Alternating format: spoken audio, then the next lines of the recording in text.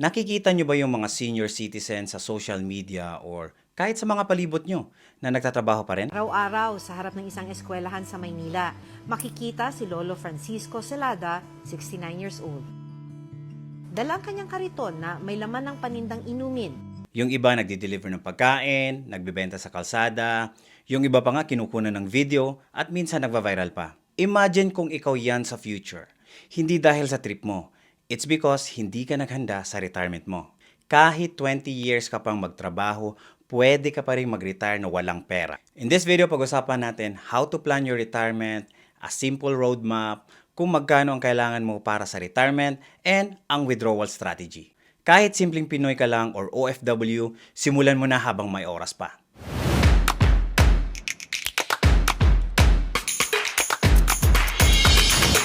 Hello po sa inyong lahat. I'm Pinoy Personal Finance.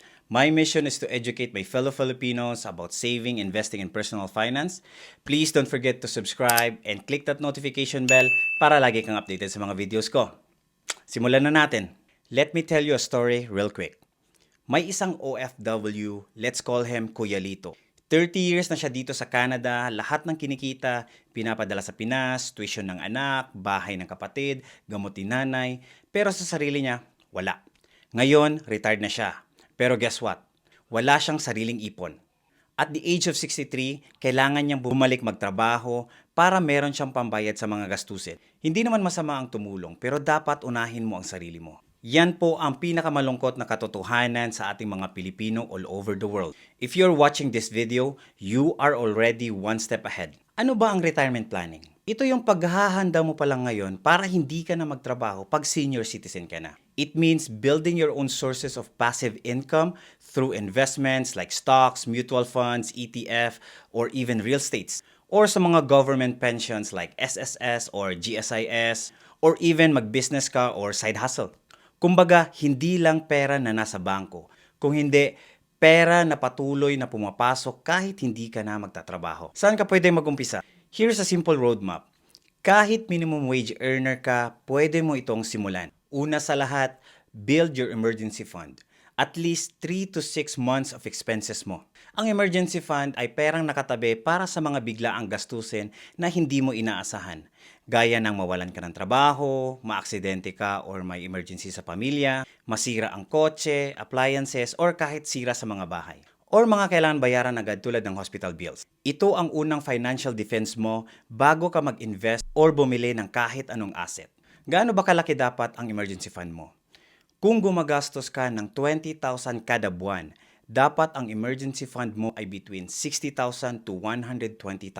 Para kahit mawalan ka ng income ng ilang buwan, hindi ka mangungutang o magwi-withdraw sa investment mo, especially during down market. Kasi ang investment mo ay for long term. Hindi mo pwedeng basta-basta galawin anytime. Kung bigla kang magka-emergency at wala kang emergency fund, mapipilitan kang magbenta ng investment mo ng lugi or down, mangungutang sa mga high interest, gumamit ng credit card na may 2 to 3% interest per month, masisira ang buong financial plan mo dahil hindi ka ready sa mga unexpected. Ilagay mo ang emergency fund mo sa mga safe, accessible, low-risk na lugar gaya ng high-interest savings account, digital banks, or any short-term time deposit. At hindi sa mga stocks, crypto, mutual funds, or even real estate. Pay your debt first. Kapag may utang ka, meron kang kasamang interest, lalo na kung credit card or personal loan.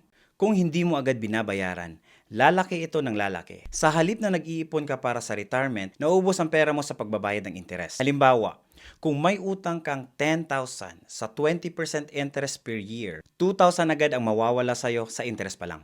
Invest in SSS or GSIS. Kung employed ka, tuloy-tuloy lang. Pero kung self-employed ka or OFW or freelancer, housewife or husband, retired pero di pa eligible sa pension, voluntary contributions ka dapat. Pag-ibig MP2. Isa ito sa mga safe and smart long-term savings. 5-year savings program na tax-free at government guaranteed, kaya safe ito, simple, and perfect for long-term savings. Ang Pag-ibig MP2 ay isang voluntary savings program na inaalok ng Pag-ibig Fund para sa mga miyembrong gustong extra savings bukod sa regular na contribution nila. Ito yung mga dapat mong tandaan sa MP2.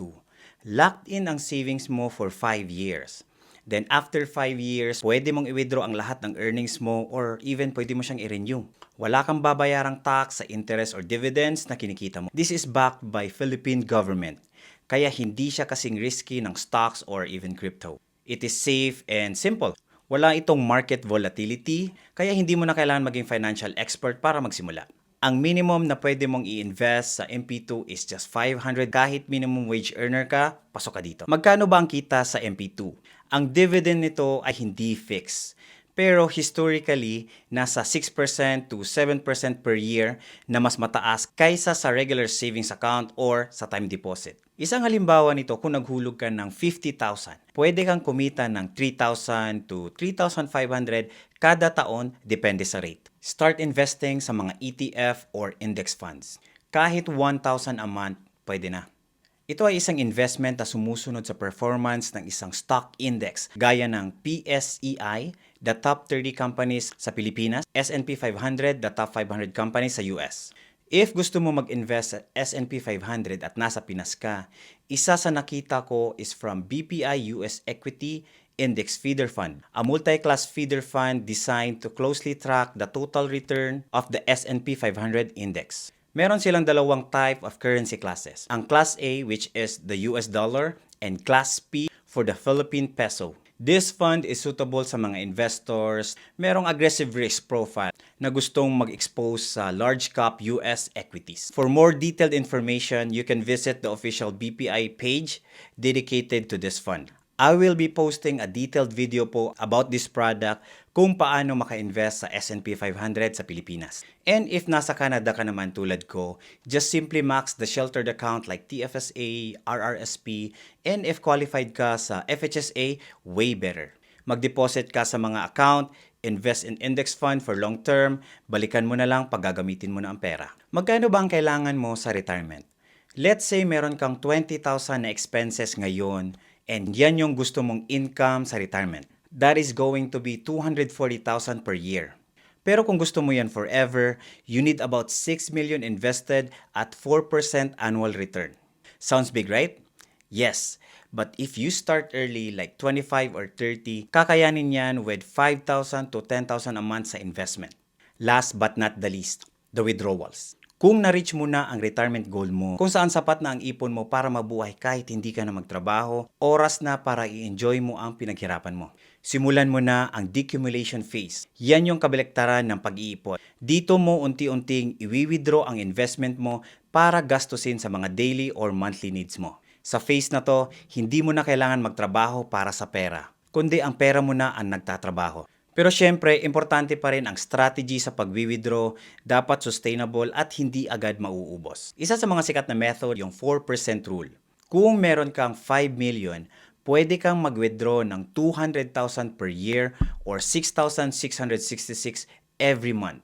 In theory, hindi mo mauubos agad ang pondo mo. Pero syempre, depende pa rin sa inflation, sa market performance, at lifestyle mo. Just remember, start small and be consistent. Alam ko, madaling sabihin pero mahirap gawin. Mahal ang bilihin, may anak kang pinapaaral, at may utang ka pa. Pero tandaan mo, kung hindi ikaw ang magpaplano sa future mo, sino? If you found this helpful, please don't forget to like this video para mas maraming Pinoy tayong matulungan, subscribe, and comment below kung anong edad mo balak mag-retire. Gusto kong marinig ang goal mo. Let's build a Filipino community of smart investors, hindi lang para yumaman, para maayos din ang buhay natin, especially sa retirement natin. Salamat po sa panonood and see you in the next one.